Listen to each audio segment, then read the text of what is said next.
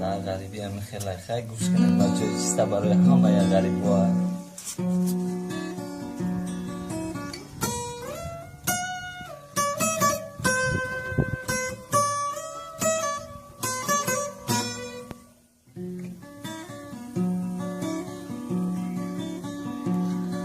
راسیا نروین راسیا شمالا داره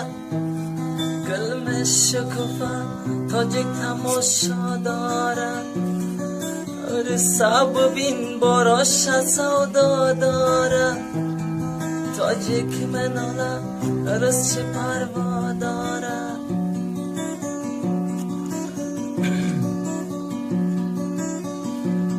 ستاره زرین ما ضرور ماچه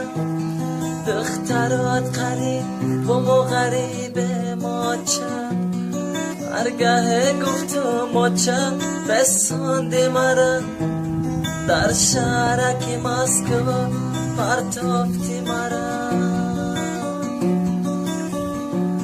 یک دست گلم در دست نامردانه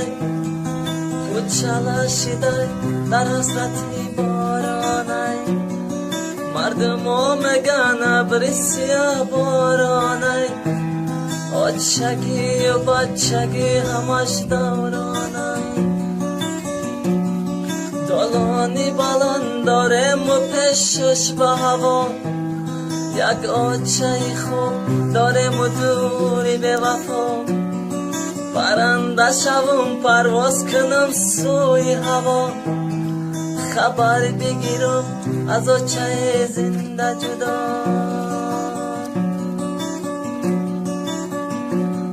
آچه تایی که بچه تایی که پاره آچم نسته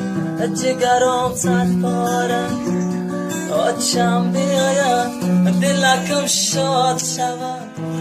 اقامت غم زده مراد شود